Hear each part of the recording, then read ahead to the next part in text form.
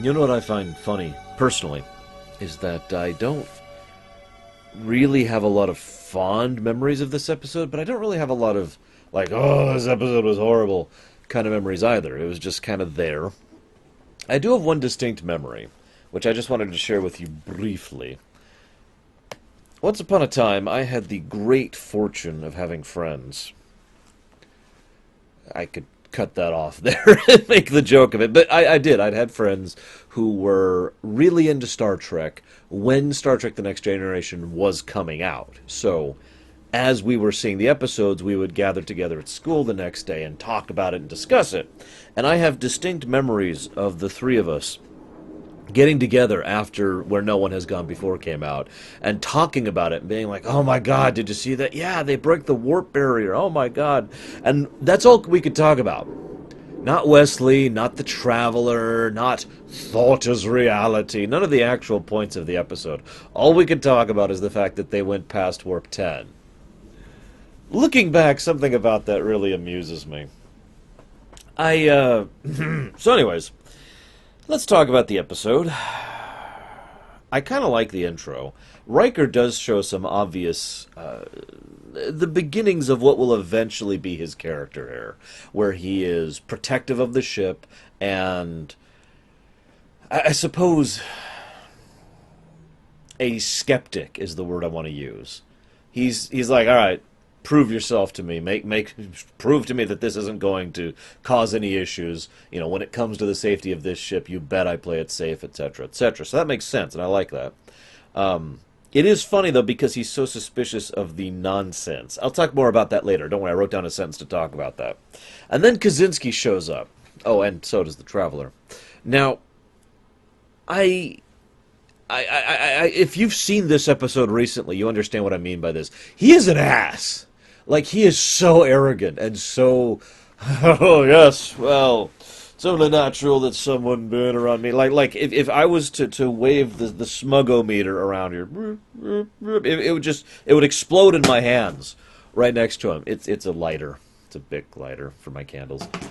It would explode because this guy just...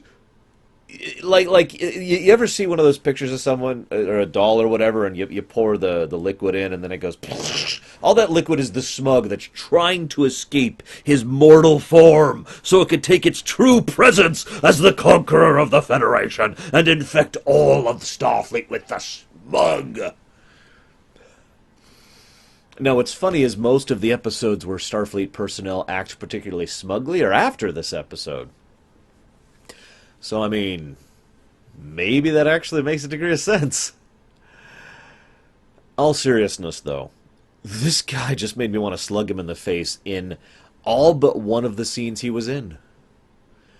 I was actually jotting down instances as I was going through, like, okay, here he talks about this, and notice how he gestures here, and notice how he pontificates here, and notice how he acts to Argyle here, and notice how he acts to Riker here. There's too many instances. It's just this non-stop bam, bam, bam, bam, bam. This guy is unsurpassed in Star Trek history, except for Lwaxana Troi, as far as just being way too full of themselves, to a degree that's actually, frankly, kind of grating. It goes back to something I've talked about before. And I know there's actually two thoughts when it comes to creating entertainment or media, when it comes to this mentality. Some people say you should just stick to it, stick to the creative medium, and screw the consequences. And some people, like myself, I'm in the second category here, say just because a character is deliberately irritating doesn't not make them irritating. You know, there's such a thing as too far. There's such a thing as making someone too horrible, to the point where, and I've talked about this before, it's not about, I dislike this character, it's, I want this character off my screen. And for almost the entire episode, every time he came on screen, I was just like, go away. Please, go away. Oh my god. I wrote down a note early on. It's just the word Kool-Aid. And what I meant by that is I was wondering if he had drunk his own Kool-Aid. In other words, if he legitimately believed all his own stupid hype, if he believed all of his, I really am this awesome, or if he was just putting up a front, like, no, I know I'm actually full of crap, but I want to make sure everyone knows how awesome I am. Then I got to the part of the episode where he just it's the one episode, it's the one scene I mentioned earlier, which I didn't mind him in, where, I thought I thought it was me. I thought what I was doing somehow, and credit to the actor, he comes across as very deflated in that scene, like someone whose entire worldview has just been smashed. And so, and that's the one scene, where he ate crow, where I'm like, okay. He's like, oh, I didn't understand. So it becomes clear based on that and some earlier stuff that this guy legitimately believes his own garbage. And that brings me to a quote I wrote down for you, okay? You ready for this? I'm going to run through it once, and then I'm going to dissect it a little bit. As the power grew, I applied the energy asymptomatically. Now, I anticipated some tilling, but it didn't occur. God, this is such a weirdly constructed sentence, forgive me. But it didn't occur. Now, that was my error using the vessel functions at the beginning. Now, that's his excuse. That's his reasoning for why things happen that he gives Picard and the rest of the bridge crew. Now, when I first saw that, I'm like, oh, he's blowing smoke. But no, like I said, apparently he really does legitimately believe his own crap. Let's dissect this sentence for a second. As the power grew, I applied the energy asymptomatically. Does anyone know what the term asymptomatic means? Give you a hint. It's a medical term. It refers to not having symptoms. I know. Brain science. In other words, when you have an asymptomatic situation, you're looking at it like, well, okay, something's obviously wrong here, but I need to try and determine it because there's no actual visible symptoms in order to use to reverse diagnose what's going on. Very simple, right? Okay? So, then, of course, he anticipated some tilling. I mean, it's only logical that when you're working with this science fiction, space, magic, whatever, that you would be doing some farming, right?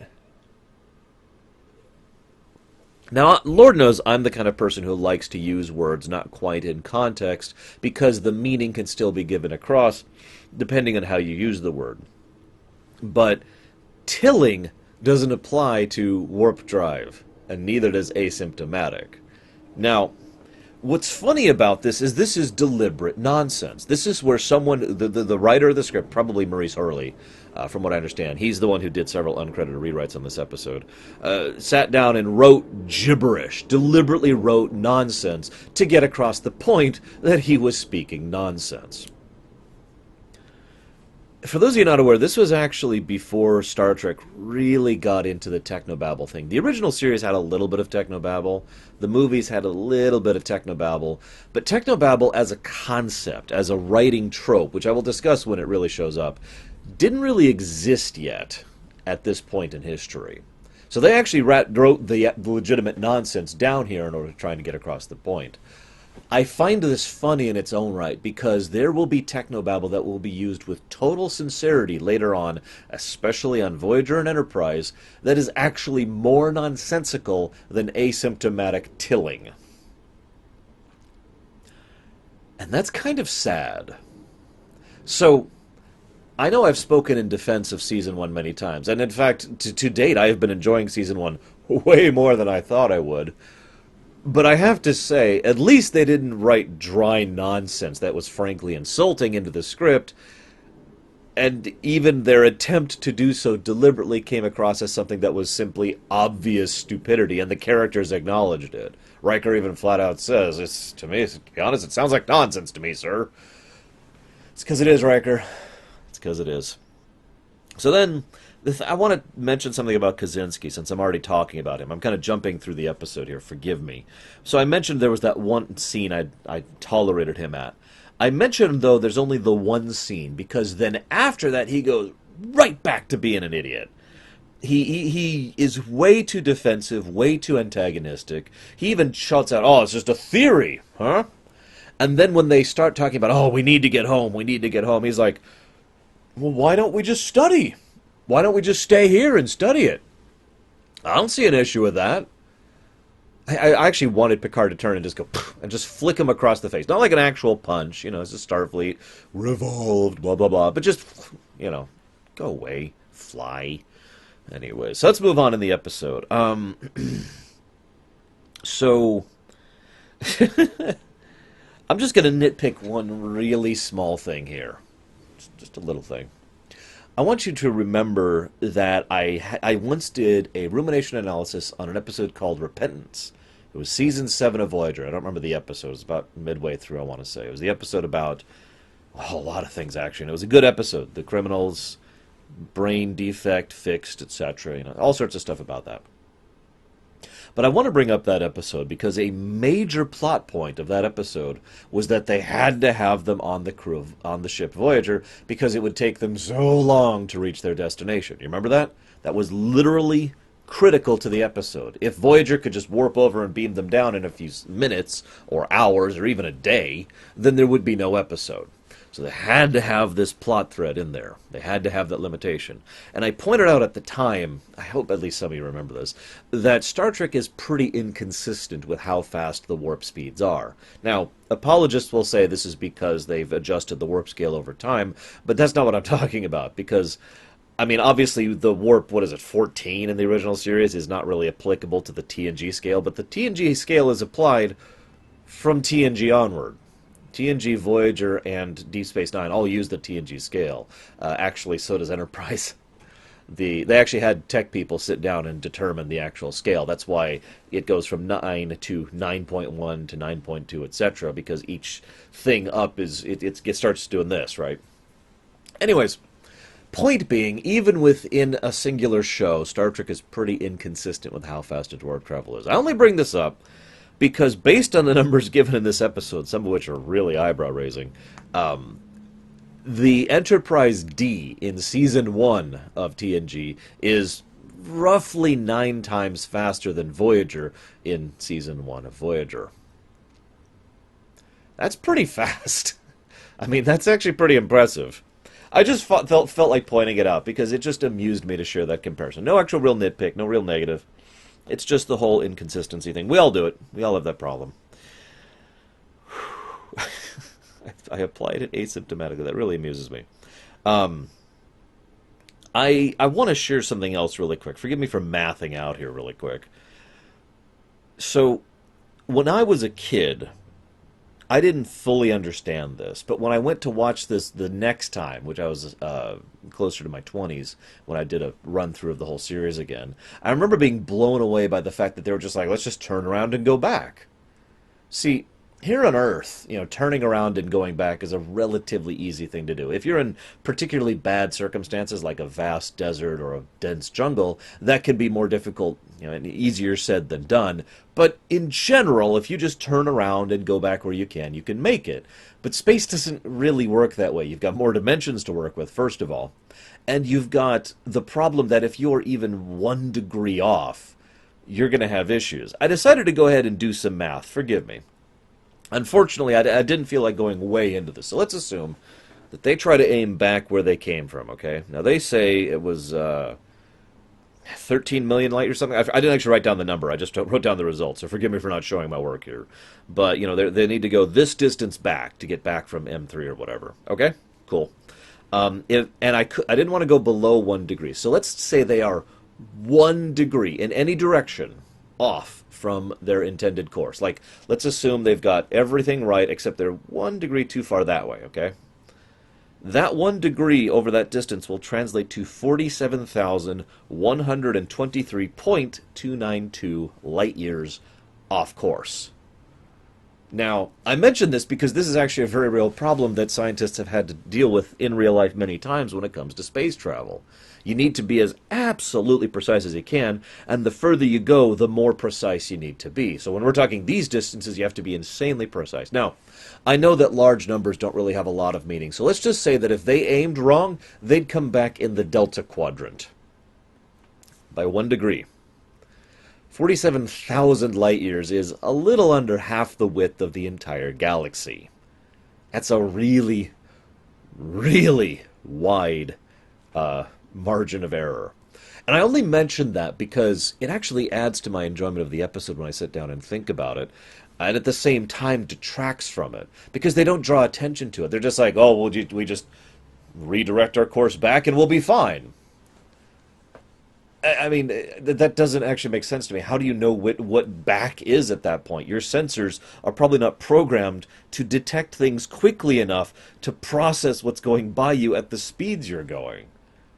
I'm legitimately curious about that. So on the one hand, like if I was to just intellectually sit back, it's like, oh my God, the distance to get back might be possible, but we need to aim super perfectly, or else it's going to be screwed. But then the episode doesn't even acknowledge that for 1 second. In fact, it completely deflates all of that tension because right at the end it says we are exactly back where we started. Remember that? Right towards the end of the episode.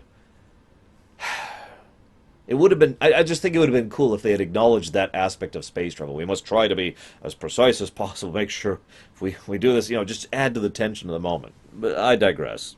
So I'm done geeking out. Time to talk about Star Trek instead. So let's talk about Starfleet. Let's talk about Starfleet's position in this, because it's obvious to anyone with any kind of a brain, including us, the people watching this episode, who are not a part of Starfleet, that Kaczynski is full of crap. Everyone says that. Kaczynski himself says, yep, nope, I've been through all this crap before. Nobody believes it until it happens, but every single time I've done it, it's been amazing, blah, blah, blah, blah, blah. Right? Right? So, I only have one question, and I'm really curious what you guys think about this one. Do you think that Starfleet believes that his stuff actually works, like believes his dry nonsense, and is trying to figure out the method to it so they can reproduce it without him? Or, and I like this one a little bit better myself, do you think that someone at Starfleet actually has a damn brain and is allowing him to continue doing these experiments specifically to try and figure out what the hell is really going on? Because I want to parallel this. I really want you to understand this one. I feel like the writers didn't really think this through. Maybe the original writers with the original script thought it through. I don't know. But with the episode we have, they obviously didn't. I want you to imagine that I walk up to you in real life, and I'm like, hey, if I... God, it's actually really hard for me to come up with nonsense off the top of my head. Forgive me. If I heat up the vector to which I'm traveling inside out, God, this is really hard. Basically, just picture if I say something that is completely nonsensical, right? Like I literally just tell you something that doesn't apply. Like heating up an angle of travel, right? Like that doesn't mean anything, right? It's complete nonsense. But I tell you this, and I'm like, and this will enable me to snap my fingers and make apples appear out of thin air. And you're like, ha ha! And then I snap my fingers and apples appear out of thin air, right? The apples are there. The proof has happened. What's your first thought going to be? Now, I'm just going to jump ahead here because I imagine your first thought's going to be, well, this is a trick. So you're going to ask me to repeat it. And if you're really rigorous, you might ask me to repeat it under different circumstances so you have a better chance of proving that I'm not just pulling a magic trick. Now let's say I do this in front of a government agent or in front of a scientific committee. And they're looking at me like, you're talking nonsense, but he's doing it. And I can repeat it because I'm actually doing it, because I'm actually making apples appear out of thin air. Right? Or rather, the guy behind me is to continue the parallel of the traveler to Kaczynski. But you get the idea, right? This is actually happening. It is provably happening. But the explanation I'm giving you with enthusiasm and smug ego makes no sense. So you could see why it would be logical for Starfleet to keep pushing for more of these experiments to try and figure out what the crap hell is actually going on. The idea that they don't believe this, but he is accomplishing it. Right? And what's funny is that is what happens in this episode. Having continued doing this over and over, at one point in time, they're finally like, aha! It makes sense. He isn't the one doing it. It's the traveler doing it. Unfortunately, then the traveler leads, but, then they have their explanation. The other possibility, of course, is that Starfleet is really that stupid, and it's just like, oh my gosh, you're right. I never thought of heating up my vectors before. Please show us how you can asymptomatically apply energy as it grows. It's just, what? I'll let you decide which one you prefer. They're both good for their own different reasons. But as I'm looking here, I'm looking down at. I've jotted down a couple of notes regarding this because we see this in the episode. First of all, in addition to the nonsense he says, he also gives the most stupidest excuse for why he needs the Traveler. He says, well, he can put in this stuff far faster than any human. Even me can put it in. And then we see the Traveler doing this. And you can't hand wave this away as an effects issue because even in this show, with its shoestring budget, prior to now, not counting future stuff, but as in already established on screen in the episode Naked Now, we've already seen that they can do the super fast thing with Data putting the isolinear chips back in. So it's not like they couldn't put that effect in, and they already did a lot of effects for this episode. Oh, by the way, quick aside, I just want to say, really good job on the effects team back in the day. Obviously, it's been touched up for the Blu-ray version I'm watching, but I actually bothered to pull up one of my old DVDs of this episode just to enjoy the original effects, because while some of it's obviously just blur, blur, blur, blur, the rest, I think they did a pretty good job of coming across with the way out there, spacey look without looking like what it probably would look like, which is basically just nothing, But good job on their part. Good job on their part. Anyways, so we have that excuse, right? Then there's a bit, and I should have written down who said this, but one of the characters says, we must assume that this isn't nonsense because we've seen the proof. And Troy herself, with her bzzz, has flat out said he is convinced he's right. He believes that this works. So, take your pick. Either they really do believe him, or they're trying to figure out what's actually going on. It could also be a mixture. Certain people could be on different sides of the fence on that one. That brings me to my next point, though. So, the Traveler, of course, right? And then Riker is strangely a dick to Wesley. Now, I mentioned that because Riker's the guy who's actually been pretty cool to Wesley. Like, in the episodes we've seen to date, already on camera. Riker's the one who, during Code of Honor, is like, come on board, Wesley. Yeah, sure. Man the comm. You remember that, right? Crisis situation. Yeah, hey, what's up, dude? Shrug. Also, apparently that was illegal, since, he couldn't have any commissioned officers. I'll talk about that later. But Riker comes across as pretty put-offish. But at the same time, I do have to say that despite my I have this automatic reaction to when anyone's being a dick. And that's to just kind of be like, screw you, you have no right to be a dick. Because I don't like those kind of people in real life, and I don't like those kind of people in fiction. So I have to kind of mentally remove myself from that automatic reaction and be like, well, hang on.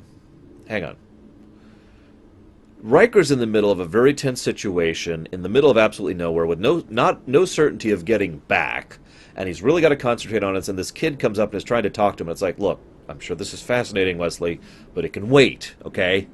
Later. Alright? And also, why is Wesley still in engineering? I can understand why he was in engineering at the beginning. That makes perfect sense. He was just there. Well, I shouldn't say that makes perfect sense because it actually doesn't, but whatever. Let's just assume for a moment that it's okay for a civilian to be in a military location. I'm sorry, I'm not going to stop talking. I already said that before. So a military, crucial, key position. Granted, he's a civilian with some access. He's not like a visiting alien or whatever. But anyways, Civvy, hanging out there, still kind of questionable, but I'm willing to go with it because it's a fairly, non-tense situation. He's just hanging out, studying the panels or whatever. Fine. Don't touch anything, Okay, fine. It's not like he's 5, right? But then they come in to do this unheard of, very dangerous, people are worried about it. Riker almost doesn't even want to let him do it, experiment, and Wesley is allowed to stay there. Then they do it again. And Wesley is still there. Wes, I actually like you as a character, and I admit I'm very biased because I like Will Wheaton, but what are you doing here? Well, of course, we know the answer of why he's here, because he's Mozart. And that's the other thing that this episode does. It It establishes that Wesley is the Übermensch, the amazing, super evolved prodigy. I am Mozart, except for Warp Engine's kid. Which I suppose I'm going to have to talk about in more depth later. And I'm pretty sure I even know the exact episode I want to talk about that in. It's not for a bit. It's going to be a ways in the future. All I'm going to say is that I get where they were going with this. I really do. But even here, and again, even as someone who's trying to be nice to Wesley, he comes across as just kind of, what? In this episode. It's... whatever. I'm just... Like, I can't apologize for how Wesley is portrayed in this episode. I can't. There's too many scenes where he just, Mom, he's my friend. I have a name, sir. It's Wesley. He just comes across as this weird sort of... In fact, if I were to be so bold, given Hollywood's general take on super geniuses, I would say he's being portrayed as if he has a social anxiety or general disorder that doesn't allow him to interact with other people normally. No specifics, but that's the way he's portrayed, and has been portrayed pretty much up to date. Very observant. That was established all the way in Encounter at Farpoint. First thing. Very observant, very smart, basically a genius. Remember, he completely outsmarted everyone and the chief engineer in Naked Now. And he just is like, well, this warp field works like this, and thought is reality and all that. He jumps ahead to all of that. And I'll talk about that in a minute, too. But, I don't know. The way he's portrayed really makes me wonder what the hell's going on with this. But I digress. Let's talk about this. Let's talk about thought is reality. Wait, before I go into that, I want to mention Chief Argyle here. I didn't remember him in other episodes. Apparently he actually is in a couple more episodes. I'll have to be watching out for that this time around, because I looked into it. But I find it funny that I think this is actually our longest standing chief engineer until Geordi takes the job. But what the hell was going on in engineering for season 1 of TNG? They never talk about it on camera. They never really discuss it or analyze it or go in depth into it. It's just... They also mentioned that Argyle is a chief engineer, which made me go, what? Unless I just misheard him, which is entirely possible. Anyways, okay, now we'll talk about thought is reality. I hate to quote, basically, Sci-Fi Debris on this one, but I have the exact same reaction to this that he did, and I'm always trying to be honest to myself. So, there's really, in my experience, from all the Star Trek fans I've talked to about this episode, only 2 ways to look at it. This is a mind-blowing, oh my god, this is truly, a revelation episode that really examines reality and the future and the next level of human evolution, blah, blah, blah, blah, blah, right? Or... this is a load of horse crap. And I imagine there's some in-between there. And as ever, I'd love to hear your guys' comments of your thoughts on the whole thought is reality thing. Thought is the basis of reality. Excuse me, let me say it as accurately as I can. I'm in the second category. I think this is a load of horse crap. Sorry. I look at this and I'm like... See, the problem is... that effectively is technobabble. And again, I hate to agree with Sci-Fi Debris on this, but that is really where this is at. This is a form of generalization that is so sweeping that it effectively loses meaning. It's like looking at something and saying, well, blah, there's no effort is really made to discuss it. No strength or analysis or philosophy or anything is spent on it. It's just stated flatly, thought is the basis of reality, and then Kaczynski doesn't believe it and calls it nonsense, which I find hysterical, by the way. And of course he's a dick. And then Picard's like, no, that makes perfect sense. And it's like, okay, that's it. That's all they do.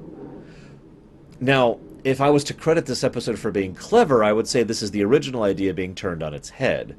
Remember, at the beginning of this episode, Starfleet in general and the crew see this guy, Kaczynski, spattering absolute drivel nonsense. But it works. It provably works. Huh.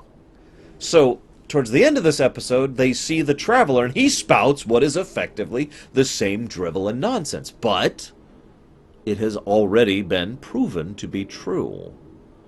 Now, The reason I can't give this episode credit for being clever on that is in the former case, it was we didn't know what was actually going on. You know, it wasn't Kaczynski, it wasn't his stupidity. It was the Traveler doing all that, right? So, I shouldn't say all of it. He admits he only did most of it. But the point remains, right? So, in the former case, it was, let's figure out what's actually going on. And in the latter case, it's, let's accept it blindly on the face of it. And that's not clever from a writing or a narrative perspective, so can't actually give it credence on that. So this is when the episode kind of nosedived for me in quality. They did some good stuff with it, in fairness. We got to see a little bit of Yar's pastime, which was genuinely chilling. Again, this is like, what, the third time now I've brought up Yar's backstory? Or I suppose I should say the show has brought up Yar's backstory and what she's been through. Ugh, that was just... Ugh. And then we see a couple of good things. Picard and his mother, that was actually pretty nice. I liked that tidbit. And there was a couple other good scenes with that. But I really sat down and turned on analysis mode. And I noticed something I don't think I've ever noticed before.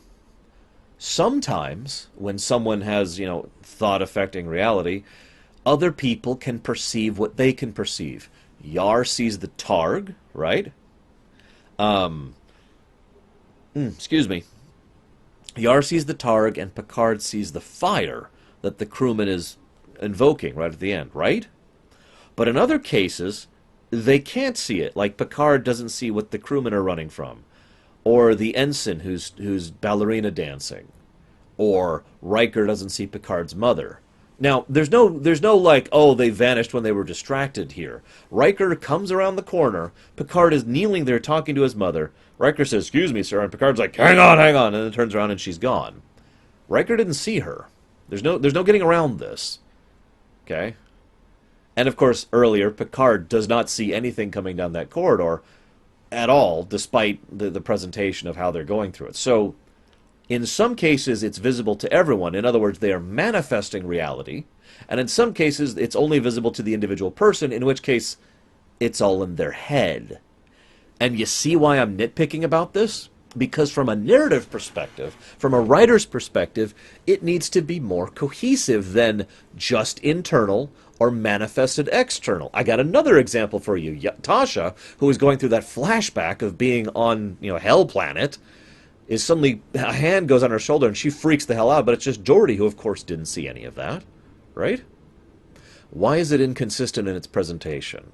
Now, I'm sure there's some explanation for this, other than bad writing. I'm sure there's some explanation for this, and it's probably going to involve some kind of, well, the mind is inconsistent, so the presentation, whatever. I don't agree with that personally. I think as a writer, as someone sitting down writing a work of fiction, you should lay out exactly how it works and frickin' stick to it.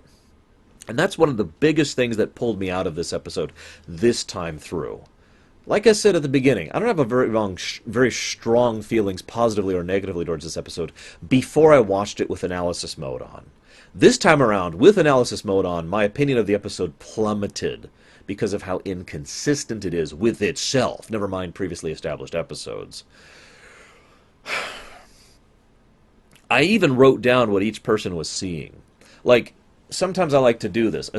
Look at the specific incidents and really analyze them, and maybe you can draw some character moments out of this. But Worf sees his Targ for seemingly no reason, and then, okay, that doesn't mean anything. She sees her cat. That makes a degree of sense. She is reminded of the concept of a cat, and so from the Targ. So that's a logical leap. Okay, I'm with that. And Picard thinking about warp travel in space. Okay, that makes a degree of sense when he walks out of the turbolift. Okay, but then he sees his mother. What the hell does that mean? Where did that thought come from? Also, I'm just going to repeat the joke that everyone else has said, so forgive me, but I like the fact that the only member of the Picard family who knows how to frickin' smile is his mother. We see his father later in this show. We see his brother later in this show. They are not nice people. They give the word surly a bad name. Anyways. And then, of course, why does the one ensign a ballerina? What does that tell us about her character? Why is the one ensign playing the violin? I remind you, they're on a top-of-the-line Galaxy-class cruise ship, basically. The apartment complex in space, which has a holodeck. They can do this stuff on their off hours every day if they wanted to. So what's the significance of acting out these fantasies while on duty? Explain that one to me. What does the fire mean for that one guy? What was chasing the other ensigns? What do these things mean? It feels like they just sat down and tried to come up with random stuff for random's sake without making it actually relevant or significant. So, to continue the theme of this episode, this is the third time now that we've had... Actually, this is technically the second, because the traveler scene happens later, but this is the second time now in the episode of 3 where we just have dry nonsense being spat at the camera. For no reason. And I think that's why this episode grates on me this time around a bit more than it ever has before. I do have one quick question, though. Sorry, before I move on, just one more question. Why is it that people get so wrapped up in these fantasies? Like, some of them make sense. You know, you're walking down the corridor and you see a Tyrannosaurus Rex stomping down the corridor somehow. And you're like, oh God! You know, I could see you getting caught up in that fantasy because you're not thinking about it logically. All you're seeing is a threat, and those instincts kick in and you start to run. Okay, that makes sense. The fire, again, threat, immediate, that makes sense. Why was the one ensign so wrapped up in her ballerina dancing? Why was the other guy, I don't remember his rank, Pip, forgive me, so caught up in his violin playing? We see, I feel like there's another instance, we see several instances of people who just fall into the fantasy like, yep, nope, this is it, this is cool, this is what should, oh, it's gone. It's pretty much how that goes. Why? Or is this implying something of the quality of crew on the flagship of the Federation? Which, to be completely blunt, I could see at this point in history because despite the Cardassian conflict in the past, that is a bit in the past, and this is, as I mentioned earlier, the golden era of change, the post-Cold War situation, where it's okay to be a flying apartment complex in space and to not have the best crew on the best ship. That's logical. And Lord knows in several future episodes we'll see the, shall we say, level of quality of Starfleet personnel on the Enterprise D. So thought is reality. Okay, I'm with that. And they use that, and Wesley, and Kaczynski for some friggin' reason, to get back! And then the Traveler leaves. And then they have an extended coda. And I gotta say, I know that episodes can't just end. I understand this. I understand that there's like a rhythm and a pattern to an episode of television. Even in more serialized or string continuity television shows, you need to have like a beat in which the episode can end to lead to the next episode, right? You still have to hit that step. You don't want to stop in mid-stride unless you're specifically going for a specific feel. But in general, it's dum, dum, dum, dum, dum, cut off, and then the next episode can begin, even if you're doing a string continuity show. So I get that you need to have something to pull the energy and attention down and kind of have what is effectively a coda. Voyager does this a lot. Now, forgive me, I know you're all going to make fun of me here. Voyager, for the most part, actually has pretty good codas at the end of its episodes. And I found myself enjoying those when I was going through the series for the Ruminations. But a lot of these Season 1 TNG codas feel a lot like TOS codas. In a bad way. Now, I'm not saying every TOS coda was a bad coda, but the ones I remember most? Well, we solved that episode. Dumb joke. Fake laughter. Fake laughter. Music plays us off, credits roll. I bet a lot of you who have seen the original series know exactly what I mean by that kind of coda. And I've been getting that very strong impression of that same approach to the storytelling in every Season 1 episode that I've looked at thus far. I don't have much else to say about that. I feel that's yet another symptom, or I should say, excuse me, it's asymptomatic. I feel that's yet another example of how a lot of the creative staff who are making TNG Season 1 were still in the mindset of making the original series just, 20 years later, however long it was. Just my opinion, but there's a lot of that all over the place. It probably doesn't help that Gene's original idea was to bring board all his old, original series crew and cast and producers, or not cast, excuse me, writers, crew, writers, and producers. Well, I've already talked about that and how that fell apart, so no need to rehash that territory. Anyways, so then Wesley shows up, and he's like, sorry, sir, Wesley can't be on the bridge. Now, I get the idea that Riker is trying to push Picard in a sort of cutesy way to try and break his own rule, or give him the commissioned ensign thing, the acting ensign Wesley Crusher. Yeah, okay, I get that, whatever. I also get that this is supposed to be the beginning of what is actually probably one of the true first character arcs for Wesley Crusher of all frickin' characters. But what irritates me most, and I know this is getting into nitpicking again, so please forgive me. No commissioned excuse me, I'm saying it in reverse. Only commissioned officers allowed on the bridge. That's said in the episode. That's not me implying. That's not me interpreting. That's said on camera. I'm sorry, what? That's your plan? None of the enlisted can show up on the bridge? Really? What's funny is the only explanation I've ever heard for this is that everyone's a commissioned officer. So, first of all, that's stupid, which I'm not even going to get into how stupid that is. But second of all, and this is more important, if everyone in charge of Starfleet is a commissioned officer, or at least everyone on the ship is a commissioned officer, even O'Brien, who, by the way, has already been on the bridge, just pointing that out, why even make that rule that way? Why not just say Starfleet personnel only on the bridge? Boom. Except that rule doesn't make sense either, because they bring dignitaries and ambassadors onto the bridge all the freaking time. It's also worth noting that Picard's actual rule was no kids on the bridge. Actually, he never said that, by the way. That's an implied rule. All he said was, I don't want to deal with the kids, so please make me look good to the kids. That's all was said. So no matter how you look at this, this is just a dumb excuse to try and get across the promoting of Wesley to a field commission of acting ensign. Now, why do all this runaround? Why do all the jumping through hoops? Now, I get why. It's because they wanted the stupid little, not really funny joke, and the cutesy moment, and then the, smiles, the TOS thing I just mentioned. They wanted that. But you realize they could have accomplished the same story approach, if we ignore the TOS thing, if we could accomplish the same story approach with this coda, by having a meeting. Why not have something more somber? I know everyone knows that I write very dark works. Whenever I sit down to write something, it tends to be really dark, so forgive me. But for me, I think it would be more somber and more of a character moment to have Picard in...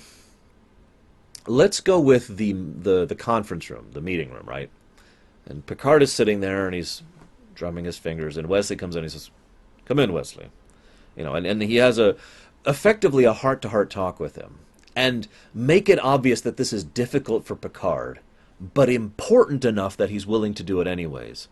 Make it obvious that Wesley isn't a prat, but instead is humbled by what's happening and understands the significance of it. Showcase both of their characters side by side and allow them to act off of each other to act as character development for both. And have it be a nice, private, quiet conversation, and then have Wesley walk off and then leave Picard in the same general type of shot as the scene began, still sitting there, kind of, maybe fingers drumming on the table or something, just some kind of nervous movement that he can allow himself to do now that no one's watching him. And maybe just like a little bit of a grin, or maybe a little bit of a grimace. I'm not sure which, but basically like just contemplating what he just did, and then the ship goes off, cut to credits, right? I don't know. I just think that would have worked better than, "Sir, you can't violate your own rule. No non-commissioned officers on the bridge." Whatever. Let's get to the next episode. I do hope we're finally going to get getting to some episodes that I really enjoy here in Season 1, or I'm going to be making a liar out of myself, or at least a variance of opinion of myself. Wouldn't be the first time my opinion has really changed going through a work on analysis mode, but regardless, I'll see you guys next time.